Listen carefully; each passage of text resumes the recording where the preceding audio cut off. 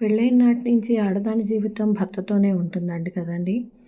ఎందుకంటే పెళ్లి చేసుకొని వచ్చిన తర్వాత అతనితోనే ముడిపడి పిల్లల్ని కని, వాళ్ళని పెంచి పెద్ద చేసి, ఎన్నో సాధక బాధకాలు అవన్నీ కూడా తీర్చుకుంటూ వాళ్ళని ఒక కొలిక్కి తీసుకొచ్చి అన్ని బాధ్యతలు తీరిపోయాయి అనుకుని, ఆ తర్వాత హాయిగా కాలక్షేపం చేద్దాము అనుకునే టైంలో అనుకోని సంఘటనలు జరిగితే ఆ కుటుంబం చాలా చెల్లాచెదురైపోతుంది.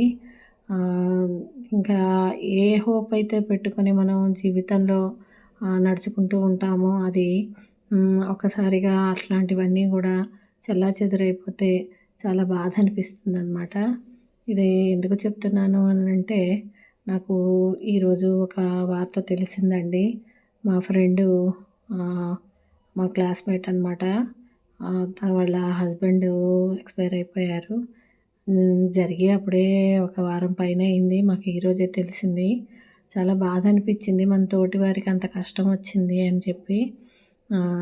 తనకి ఇద్దరు కొడుకులున్నారు, చూసుకుంటారు. కానీ ఎంతైనా తోడు లేదు అన్న ఫీలింగే అది వేరుగా ఉంటుంది. అది తలుచుకుంటే చాలా బాధ అనిపిస్తుందండి. ఎంత డబ్బున్నా, ఎన్ని ఇది ఉన్నా కూడా తోడు లేని జీవితం అనేది ఊహించడమే చాలా కష్టం అనమాట. తనకు అనుకోకుండా ఇంత కష్టం వచ్చింది. అయితే మేము ఇంత దూరంలో ఉన్నాము, ఏమీ చేయలేము, వెళ్ళే పరిస్థితి కూడా లేదు. సరే ఇలానే మేము గ్రూప్‌లోనే తనకి సానుభూతి అయితే తెలియచేసాము. పెద్ద కర్మ కూడా అయిపోయిందనుకుంటాను. అయితే ఇదేనండి, ఈ మూడ్ ఆఫ్‌లోనే ఉండి నేను వంట చేస్తున్నాననమాట.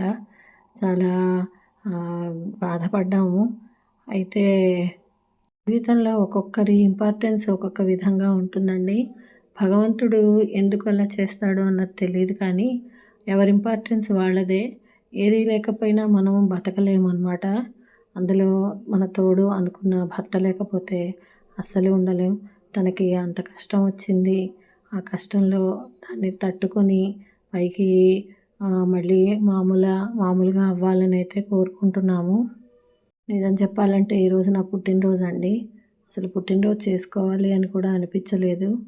అందుకనే సింపుల్‌గా పొట్లకాయ కూర ఒక్కటే చేశానండి. పక్కన రైస్ అయితే పెట్టేసి సింపుల్‌గా పొట్లకాయ కూర ఒక్కటే చేసుకున్నాను. నేనైతే పుట్టినరోజు సెలబ్రేషన్ మామూలుగానే చాలా తక్కువ పుట్టినరోజు చేసుకోవడం అన్నది.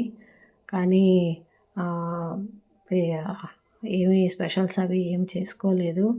చాలా ఇదిగా అనిపించిందనమాట. కాలమే మనసుకు కలిగిన గాయాలనైతే మరిపిస్తుందండి. జీవితంలో చాలా ఆటుపోట్లనేది మనం ఎదుర్కొంటూ ఉంటాము. చాలా సందర్భాల్లో ఒక ఈ విషయమే కాదు, దేన్నైనా సరే చాలా సమస్యలనేవి ఎదుర్కొంటూ ఉంటాము. అవన్నీ కూడా మరిచిపోయి ముందుకు నడవగలిగితేనే మనం ఈ జీవితాన్ని సంపూర్ణంగా జీవించగలం అన్నమాట.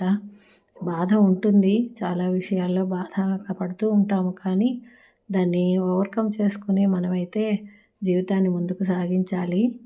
మనకు జీవితంలో జరిగిన చేదు జ్ఞాపకాలని మరిచిపోయి ముందుకు సాగడమే మనిషి యొక్క పరమావధి అనమాట. అలా అయితేనే జీవితాన్ని జీవించగలం మనము. అలానే తను కూడా అలానే ఓవర్‌కమ్ చేసి బాధ నుంచి బయటపడాలనైతే కోరుకుంటున్నామండి. అది సంగతి. అందుకే నేను కూడా పుట్టినరోజు అది ఏం చేసుకోలేదు. పెద్దగా మొదటి నుంచి కూడా చేసుకునే ఉద్దేశాలు అట్లాంటివి ఏమి ఉండవండి. ఏదైనా కట్టుకుంటే కొత్త చీర కట్టుకుంటా, కొత్త చీర కట్టుకున్నాను. కట్టుకున్నాకే ఈ విషయం తెలిసింది.